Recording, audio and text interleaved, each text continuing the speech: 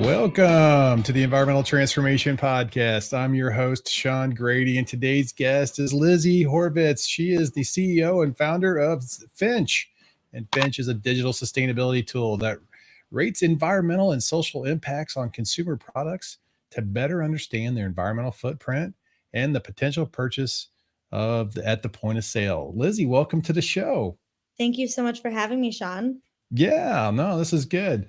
Hey, we connected a little while ago, and I got to learn a little bit about Finch and what you guys are doing. Tell us a little bit about how you got started and a little history on Finch and what the product really does. So I've been in the sustainability space for my whole career, passionate really about climate mitigation in the private sector. And after graduate school in this space and working at a massive company, I was at Unilever for 3 years. Something interesting started happening in my personal life where I began to get a ton of questions from family and friends about what they could do to reduce their own footprint. They were feeling pretty powerless. And I did not have the answers. People would ask me, what diapers were best for their new baby, or Hmm. what, deodorant wasn't going to give them breast cancer, et cetera. And I had no idea where to direct them because I found that the content had either, these academic studies that are kind of tough for the average human to digest. And then on the other side, we have this rise of blogs, which are well intentioned, but not really based in data or science. And so what I was really looking for was the nerd wallet for sustainability. So if you're familiar with nerd wallet, it's your one-stop shop for anything personal finance related. And nothing like that existed in sustainability. And that was really how Finch started. Or a little bit maybe like Yelp, right? Looking for that restaurant and crowdsourcing, the good products or the good restaurants and, understanding like what's a good one and what's not and rating these things. And this all revolves around a commercial product that's out in the market and getting a better idea of its carbon impact and social impact to the consumer as they potentially purchase it. It sounds like, right? Exactly. Yeah. So essentially, the way that consumers can use it now is through Amazon. You download a extension onto your browser, and if you're not familiar with extensions, there are some great ones out there. Honey, Grammarly are two good examples that I always use. You download it once, and then every single time you shop on Amazon, you click on a product. Finch will tell you what the score of that product is, and then a couple of alternatives in case you're interested in making a better purchasing decision. So, unlike an app on mobile that you have to sort of open every time you want to use it, this will just naturally pop up whenever you are on Amazon. Oh, okay. Yeah, I had a little question about that down the road. So we'll get into that again because I think you're touching on some interesting things for the consumer. Um, let's talk about, how's Finch helping the consumer itself? How does it really evaluate these products and make them aware of, what the benefits are or the negative effects of some of the products? I think in a couple of ways. The main way we do it is we're just really teaching a new language around sustainability. I think Hmm. right now, greenwashing is a massive problem where we all collectively are throwing around words like clean cosmetics or all natural deodorant. And the reality of those words is that they don't mean much, right? Unless it's a regulated word like USDA certified organic, right? Or other certifications. A lot of these words are simply a way for companies to sound like they're doing more than they actually are. One of my favorites is chemical free, right? Our entire planet is made of chemicals. We are made of chemicals, Chemical free. That's funny. right? So to say that something's chemical free, there are chemicals that are more toxic than others, but that's a different story. And so Right. what Finch tries to do is just teach a new language to consumers around these are the types of things that you should be looking for in X, Y, and Z products. And these other, words or attributes, et cetera, don't mean as much. And so you can ignore them. So that's, I think, the first way. The second, though, is what we've learned through customer discovery, which has been really interesting, is that some users really want these nitty gritty details. They want to know exactly why and what goes into their products, and why it might be good or bad, which we're happy to do. We love getting deep into the science with people. There are also a lot of consumers who are like, I just want to feel better about my decisions and give myself a pat on the back. I don't really want to know why it's better or worse. I trust what Finch does. And so for them, it's a really simple, just buy this, not that. And it's Mm-hmm. really sort of, I keep saying digestible, but it's really simple information that kind of anybody can understand. So they don't need to really like do the research themselves. The reality is that people don't really have more than 7 minutes to research this online unless it's really, their full-time job or Passionate about it too, right? Yeah. exactly. And so we're providing that solution so that it saves you time, it saves you energy, and you can feel good about your purchasing, right? Everybody has to buy toilet paper. So let's just try to make it as easy as possible. Well, okay. So, like, what type of products is Finch is the application evaluating now? We have 85 products rated, or product categories rated, excuse me. And it's mostly consumer packaged goods outside of the food space that you buy, on a monthly basis. So a lot of uh, shampoo, conditioner, body wash, cosmetics, paper products. We have some textiles. We do sheets, mattresses. And so it kind of runs the gamut. And the sheets and mattresses, hopefully, you're not buying on a monthly basis. So those are kind of outliers. But everything else are things that if you try a new toilet paper, the worst case is you're not going to like it. You have to buy it again in a couple of months. And so it's kind of this, um, you know, risk-free product base that we're starting with. Mhm. And then our goal is that once our consumers trust us more, then we can build up to the sort of staples like clothing, electronics, furniture, things that you buy, that are really big decisions to purchase. And I gotta imagine, like, all the products you're trying to evaluate, I mean, that's just a portion of what's out there too, right?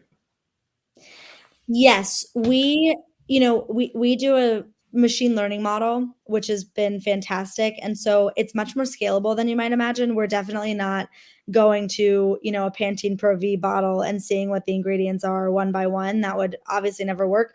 So we have around 300,000 products rated at this point. We just unlocked an exciting sort of technical advancement where we're able to rate products outside of the Amazon ecosystem. And so we definitely, by the end of the month, we'll have millions of products rated. But, Sean, you're right. There are so many more products and obviously product categories that we haven't touched yet. Sure, sure. Well, I mean, that's got to be a lot of work, just to like figure out what you need to do to bring those in and uh, get a good assessment of it. I mean, so how does the product evaluation really work? So I would say it's a two-step process. The first is generally looking at a product category and saying, okay, what are the factors that go into this category? Is it, so for shampoo, for example, it would be the packaging versus the shipment weight versus the ingredients used, all these different factors. And we read a lot of academic studies, life cycle analyses, if they're available, et cetera, to show, okay, 80% of the footprint is going to come from packaging, 20% is coming from these chemicals that are potentially toxic, right? I'm making this up; those aren't the exact numbers, but we'll have sort of Yeah. a quantitative answer. And then what we do is we scrape the public domain for anything we can find out about specific products, right? So something as simple as an Amazon details page, which shares country of manufacturing and ingredients list. We can take a lot of information from just that, but we also look at sustainability reports, SEC filings, et cetera, to figure out what's going into these brands and the products. And then through our machine learning model and neural network, we can just spit out scores because the algorithm is already there. The beauty of that is, as I mentioned earlier, it's scalable. So we're not really doing things one by one. But the other thing that's great is that as we get new information, which is happening on a monthly, if not weekly basis, Hmm. about, an ingredient whose profile has changed or anything like that, we can just automatically update into the back end and our scores will change automatically. Automatically. Yeah, Nice. Nice. So a huge data analytics program on the back end of this thing. it is. And I'm not a data analytics person. And so I've built a team of people who know this a lot more than I do, which has been fun for me to learn. You got to leave the data science to the data science people at times, Yes, I do. Yep. It's probably for the best for everybody. Yeah, I'm in this space too, in software space, and so when I get out of my depth, I just let those experts, take over. Well, let's talk about the three impact axes of your rating system. You kind of talked about it. I saw on your website, and I was like, okay, let's dive into that. Let's double click on that. Sure. So we essentially look at, are you talking about like company level? Yeah, let's see here about the whys. Let me see. Hold on. I just had that up, and there was a whole like summary of your three axes, and it's like, oh, okay, that looks pretty good. Let's talk through that. They were like your company assessment, and then yeah, where did I find that? Let me look at that. We've changed it a lot, so I just want to make sure it's the Yeah, same page. I can get it too. yeah. It's probably how you rate.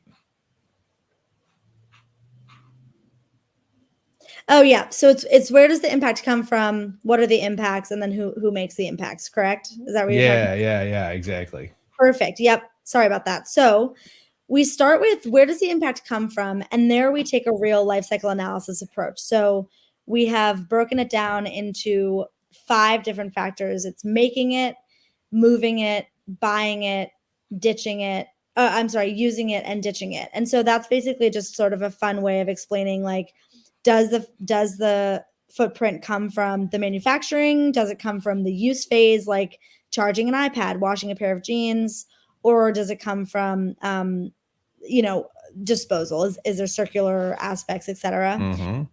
The second is what are the impacts? And for those, we look at 6 different categories.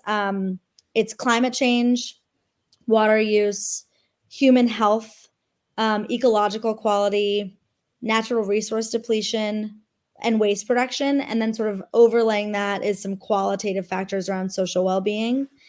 And then finally, it's sort of who's responsible for these impacts. Is it the company or the brand? Is it the product or is it the user? And so we sort of do all of those, not really in any particular order, but some of the research is coming, as I mentioned, from just the category overall, and some of it we're uncovering from the individual product. Oh, okay.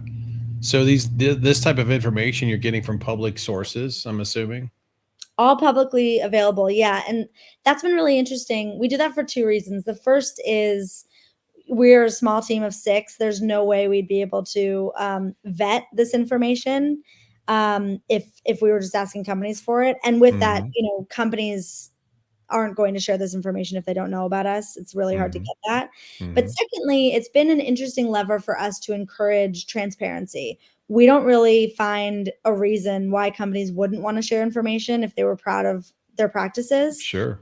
And so, not a lot of companies are using organic ingredients or buying carbon offsets and then not talking about it, right? And so it's been a good sort of incentive for these companies and to say, okay, well, I guess if we want to be included in this rating, or if we want this specific asset to be included, we need to post it publicly. So the scoring system, as I understand it, you've got like a rating from 1 to 10. Is that correct? And so you got a 1 to 10. If you're in the 1 to, it's like 3.5, you're not recommended. No, you're not. Exactly. It's actually, I was just speaking about this because we hired a new scientist and sort of training him on all of this stuff. A lot of it is honestly sort of philosophical questions we ask ourselves on a regular basis.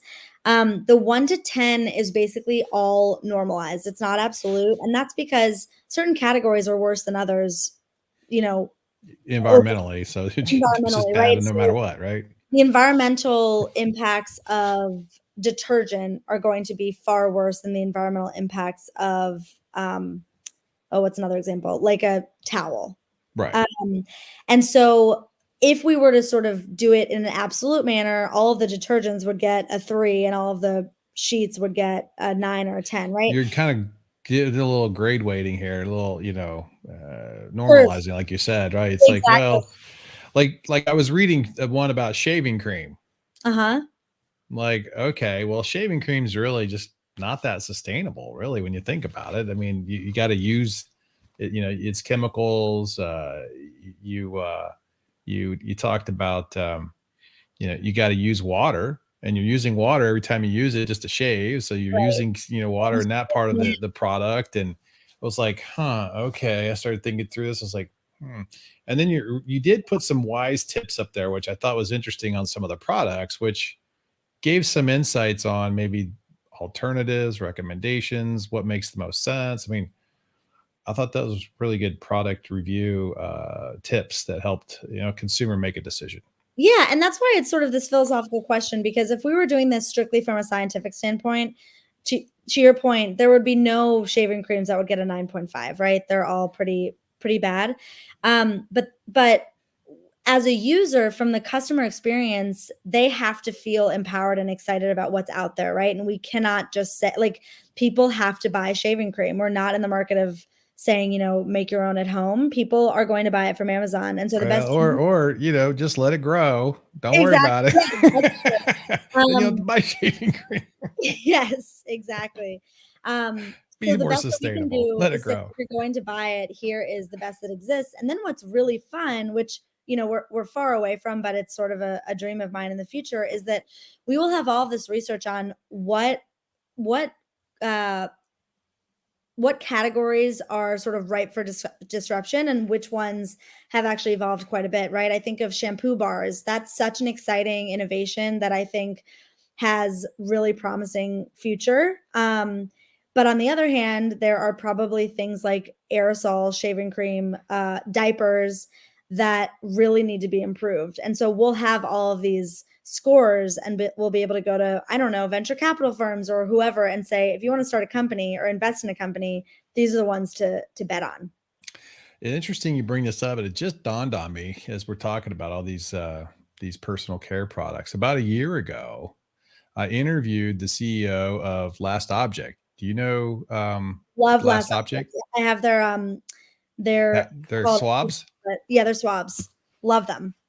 Yeah, yeah. So I interviewed. Oh man, her name's escaping me, but I'll remember it here in a minute. But it was a great interview. Lots of great things that they're doing with last tissue, last swab, last lots of compact circles. I don't know what they call those things, but yeah, I mean that's a pretty cool sustainable product line there as well. I'm sure you guys are rating them and put them in your if you're not, you probably will soon on your Definitely. on your system, because they've been selling like hotcakes over there because it's such a sustainable, reusable product that not only is it reusable, but they're making the product out of reusable materials. Exactly. No, they're such a fantastic company. And I think for us, we're seeing, in terms of user trends, there's like behavior change light, where, you might not buy,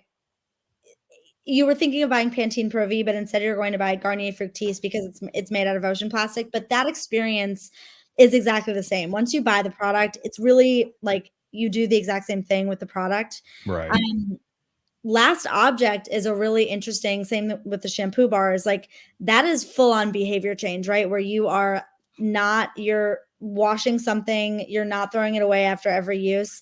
And the learning curve is definitely there. And so we're excited, it's too soon right now, but we're excited to see sort of what products people are willing to really like change their behaviors on. And which ones are just a little bit too much. But I've loved the Last Object. And I feel like after a couple of uses, you're like, I don't even remember cotton swabs like they were. Right. Yeah. No, that's the way I kind of took it too. And we gave away quite a few of those things when we did the interview, and there was quite a few people that really like loved that stuff, and it was really good. I think it's a great product, and I hope that you guys can get some traction with them, because I'll connect you if I can with the CEO over there. That's pretty cool. I'd love it. So back to the other rating stuff we were talking about. We got kind of digressed there. So the sources of these the evaluation. I mean, I guess it's not completely subjective. You are definitely reviewing, public sources. And then the algorithms that you're putting together in the back end are kind of, have some metrics behind, where certain things fall for information you're gathering. And do you still give a final review of some of the products before, you push out the rating based on the algorithm work, or is it just automatic and it goes? There's definitely human eyes on these reviews. It's Okay. not always me personally, although I've done that quite a bit in the past 2.5 years. Hmm. But we definitely do some gut checks. We're not seeing 200,000 products and going through every single one, but we have a pretty good idea as a team, just because of our backgrounds, on what products should be. And so we check that. But what I'm really excited for is, right now, the algorithm is not, I don't think, advanced enough to sort of teach us things. We're still very much controlling the inputs, but I'm excited to get to a point, and this will be sort of a sign of true success for us, where we're actually learning from the algorithm. We trust it so much that we're saying, wow, I cannot believe, this product got an 8.5, because I would have expected it to be higher or lower, or whatever. That's good. Well, okay, that's really cool. I'm glad that, because I mean, I guess you got to put a little QA/QC on the whole process, right? Absolutely. Yes. I think people would want to know that, just so Well, let's talk about the product reviews and the connection with Amazon that you guys are, putting together. How does that, relationship work? The lucky thing is we have no formal relationship with them. We are just Oh, an overlay on Amazon, where we can work with their interface, without getting their sign off. We have a fantastic relationship with Amazon. We hope that we will have a formal relationship at some point. okay. But the beauty now is that anybody who downloads the extension and happens to shop on Amazon, it will work for. And then we can continue that on to, hopefully, Target, Walmart, any sort of retailer site. Uh, Yeah. but I Walmart's got a big online. Well, yeah, it's Target does too, right? Yeah. Absolutely. Yeah. So I think I'm really excited about that. But I also think there's potential to have these partnerships more formal. We just signed a contract with Microsoft, where we will be selling our data to them. And then when someone is shopping on Microsoft Bing, our scores will pop up. So there are absolutely sort of revenue generating opportunities that we are looking forward to, along with just the overlay on the Amazons of the world. So, is there any, I guess, product sustainability rating system out there? A real rating system out there? I mean, because are we going to get to the point where you could, if you're a consumer, you could, see a rating, and there's going to be also a score of the carbon impact of the product that's going to be on the product label itself. So when you buy something, you're like, oh, my CO2 emission impact is going to be, 1.3 metric tons per, unit or something, or whatever. I don't know. Right. But, is we going to get to that level, you think? I hope so. I think one of the problems is that what we're seeing in the market is that there's no sort of universal understanding across the board, right, of what these ratings are. And so when you try to buy something, you'll go to, Amazon, and that's climate pledge friendly, and then it's Walmart, and that's the green seal, et cetera, et cetera. It's really difficult to have across the board what is the impact of this product. Not to mention, these life cycle analyses companies are fantastic, but each company will spit out a different score, or like kind of result, depending on what assumptions they were using, et cetera. And Hmm. so I am excited and hopeful that Finch will be this entity, for there to be sort of one universal, here is the score across the board, and what this, like, one source of truth is. Yeah. I mean, you guys could be like the Angie's List of all these products, Yes, exactly. right? Is that what is that what we're thinking? Is that Yeah, where this is going? something like that. I mean, with that, what we're really excited about is user generated scores on the function and quality, because we feel really strongly that, it's great if something's made out of bamboo, but if it feels like sandpaper, no one's going to want to buy it, right? No one wants to blow their nose into a sandpaper tissue. Right. And so the function and quality is actually really important, because the worst thing you can do from an environmental standpoint is buy something and then not use it to its fullest extent. And so the Angie's List and the Yelp part is this community of people we're excited about to give us their thoughts The products, on the product product. reviews in a sense, right? Right. You know, it's like, hey, we rated it this. We said it's user environmental friendly. Oh, by the way, here's all the consumer feedback on the product, which feeds into your engine of other information that maybe you're selling to Microsoft and others, because it'll help, you know, rate these products even, you know, better, I guess, right? Yes, exactly. Yeah. Well, you know, it just came to me. So Isabel Agard, she's the CEO and founder of Last Object. And so, you know, her reusable swabs and reusable rounds and the last round, the last tissue, all those are great products. Matter of fact, I don't know, but I may. Yes, I do. I've got one sitting up on my counter there, but I'm not going to grab it. But Amazing. yeah. So yeah, that she's got a great product line, and she's adding other things to that concept too. So yeah, I'll connect you guys with Isabel, and shout out to Isabel. She's a great you know, environmental product steward too. So I think you guys would hit it off just well, swimmingly here. So I like this Amazon connection piece, which is really good because it makes it like pretty simple and easy for consumers once they start getting familiar with the product and how it works, and then your scoring systems. And now when it'll only show up on products that you have rated for, right? So like if you picked a product you weren't rating on Amazon, it wouldn't pop up or something, It or would would not it? pop up. Yeah. No, and there are sort of different cases. If it's a product within our category that we haven't rated, Hmm. that's something that we should rate, right? And so we have an option to say, like, please check this box and we'll let you know. We'll email you when it's rated. Okay. Then that gives us the message of people are looking at Hey, this. demand's looking at this one, they want some rating on it, right? Exactly. And then in a different category, if someone were to Google or shop for nail polish or bicycles, it either wouldn't show up, or we would say this category isn't rated yet. But I think, if we should have something that says, if you want this category rated, let us know. You know, I really, that's really cool because you get that feedback instantly, essentially from the consumers, and get you it pointed in the right direction. I think that's great. I really like this idea. What's your sense of the industry? I mean, well, should I say the consumer part of the industry? I mean, who's really interested in this application? I mean, are you does this like across the board, geographically, are we talking is, or should I say demographically is what I meant to say. Are we talking the Gen Z group, the millennials, or, the baby boomers, the Gen X's, which groups really like, oh, I love this. I want to use this to make my buying decisions. We've had really interesting findings. So Gen Z is an obvious one, right? They care more about environment than almost any other issue facing this planet. Yeah. Millennials are shortly behind them. The most surprising one for me has been baby boomers. It's a lot of people who are newly grandparents, Mm-hmm. who both want to leave their kids and grandchildren in a better place than they found this planet. And then also, I think they might have more time on their hands. A lot of them are retired. They're researching more. They just are not working full time, a lot of them.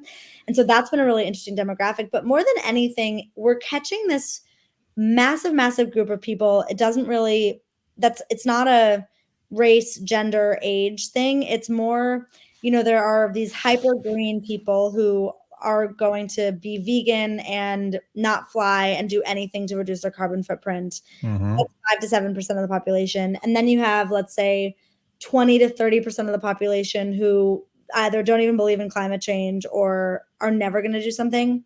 Mm-hmm. Everybody else is really in that middle ground who wants to do something about sustainability, feels guilty about climate change, but doesn't really know where to start. And again, doesn't have those more than 7 minutes to research any of it online. And so that's a huge, 60% of the population. Yeah, I was going to say that's about 70%. Really, when you think about it, because you throw in the green guys, and the other, that's 70% of the population does care about it.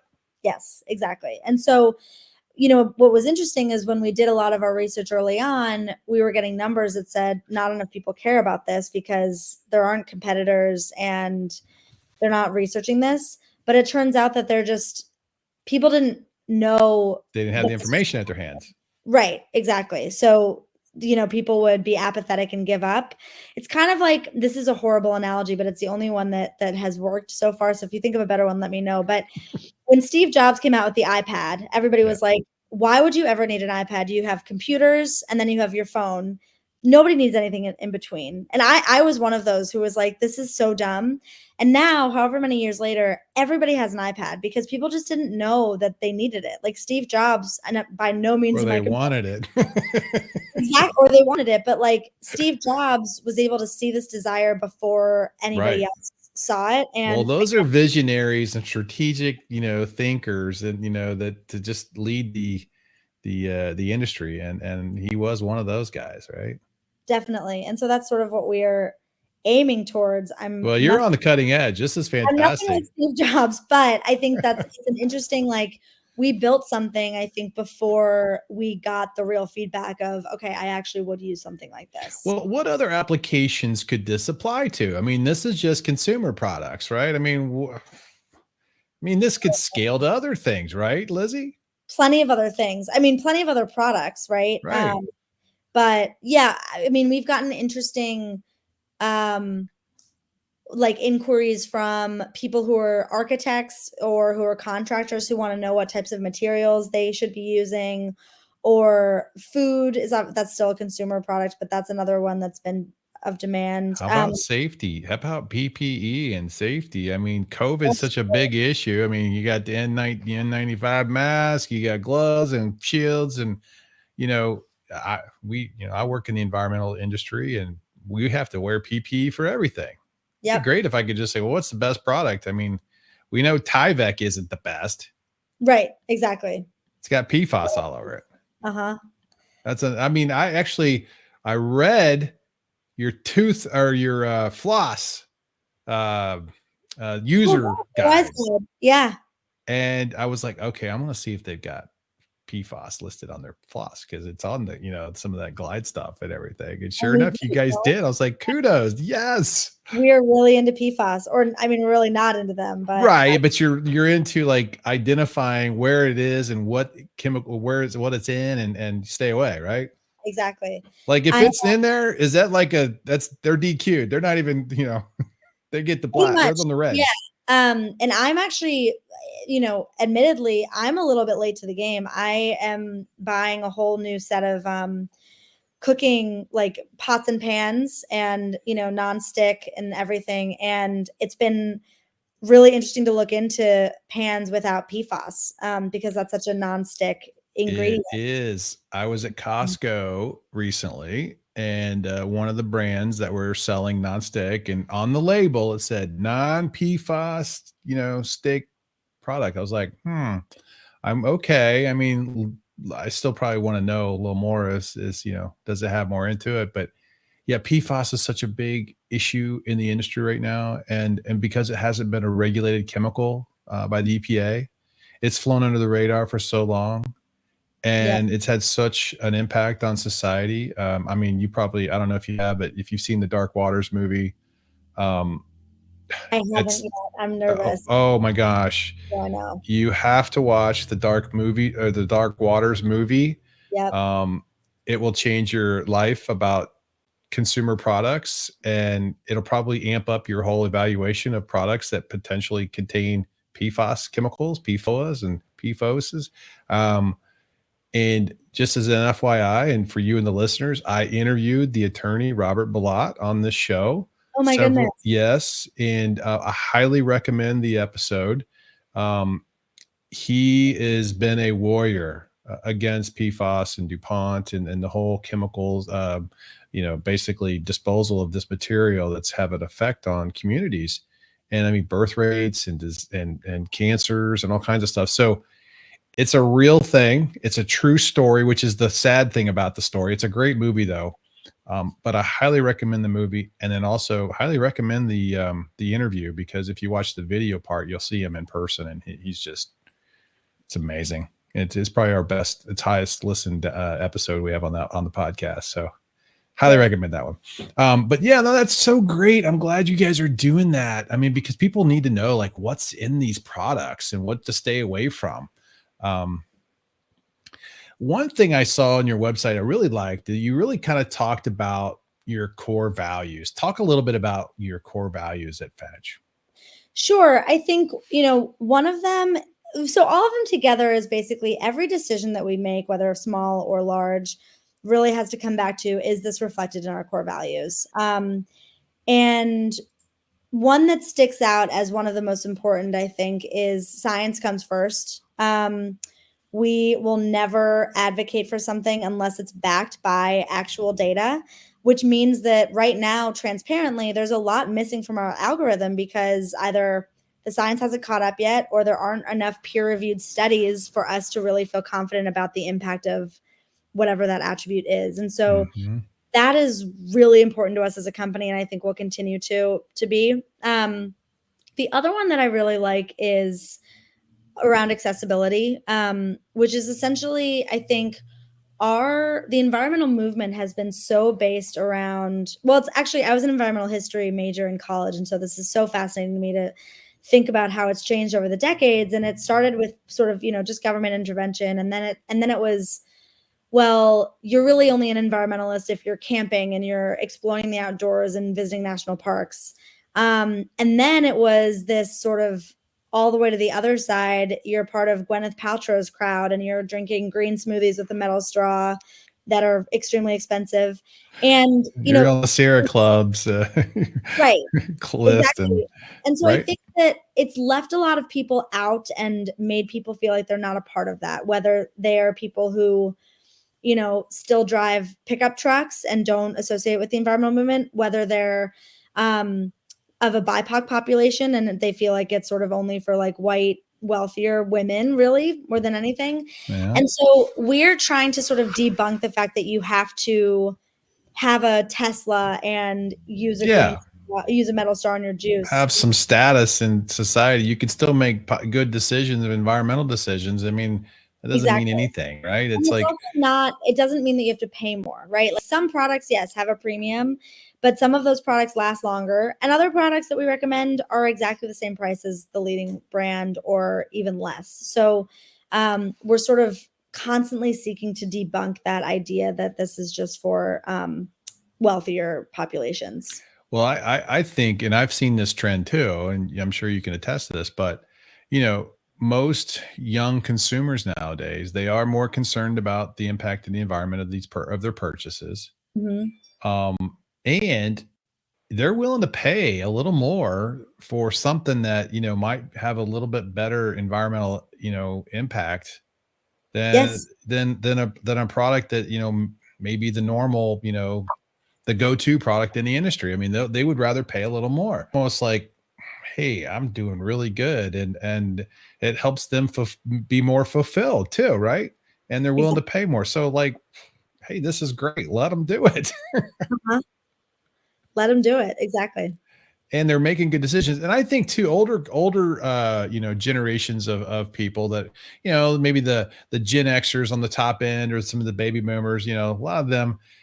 I'm not saying everybody, I don't want to generalize it, but they're maybe not as environmentally minded as some of the millennials and Gen Zs. And I think that, but there are a huge population out there that are, and, they don't own Teslas and things like that, but they do want to make a good decision, and they're doing their part as best they can. And it takes a little bit, like it's a domino effect. If everyone does a little bit, it just makes it, Exactly. And that's our other value is progress, not perfection, right? We don't need everybody to be hyper green. We just need we need a large population of people to just be more thoughtful about what they're buying and what their impact is.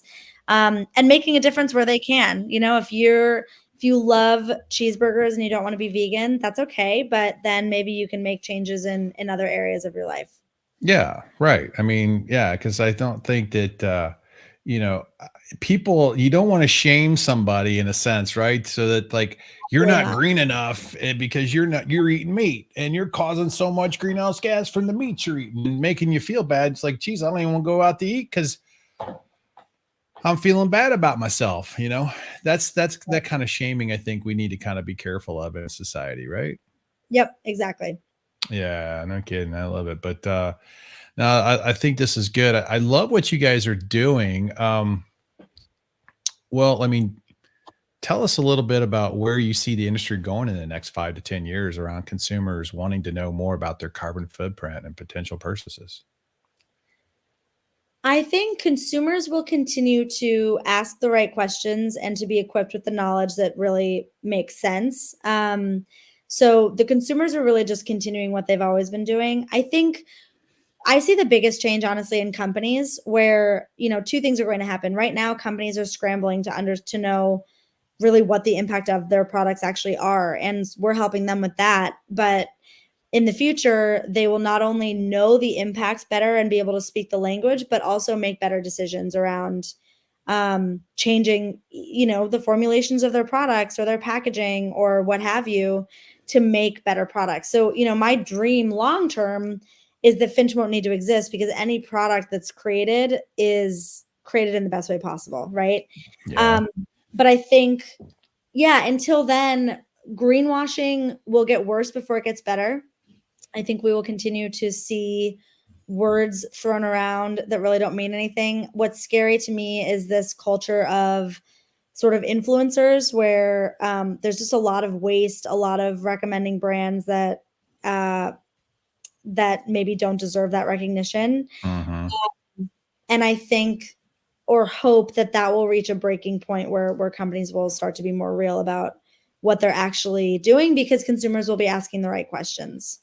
Well, wouldn't it be nice if you had a better like life cycle analysis of the products and have a standardized, process where most companies have to, you know, break it down, like where does my raw materials come from and the carbon impact of that and what's my manufacturing process and the carbon impact of that and what's Yes. my packaging impact and what's my transportation to the consumer look like, and then before you know it, based on all of these inputs they could come up with a rating that kind of says, hey, per unit, here's what your costs are, here's your Yes. impact.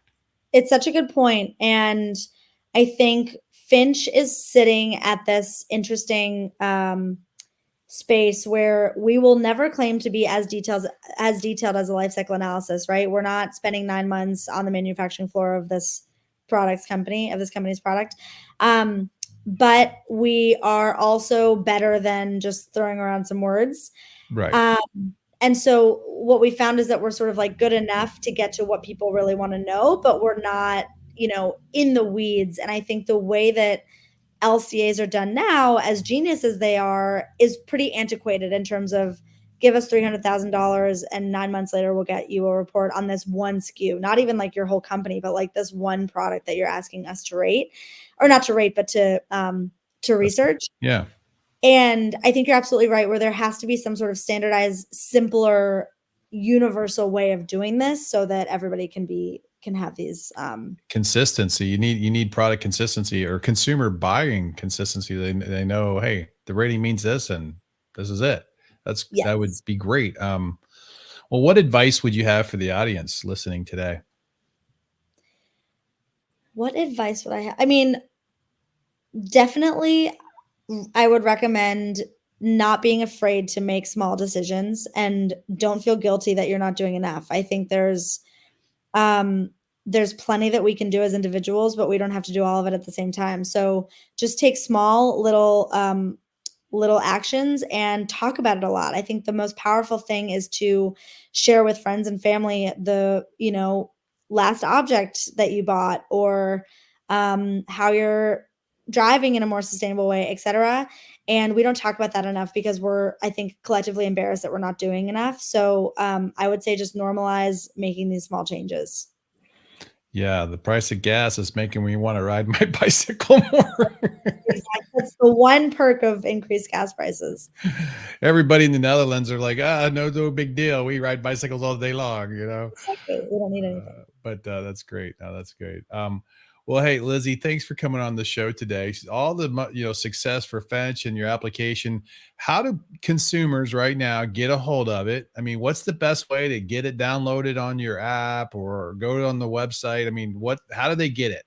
Yeah, I would go to choosefinch.com. So CHOOSE, choose Finch, FINCH.com, and you can download it right from there. And I would also recommend following us on Instagram at choosefinch, and signing up for our newsletter, because each week you'll get really helpful tips and information.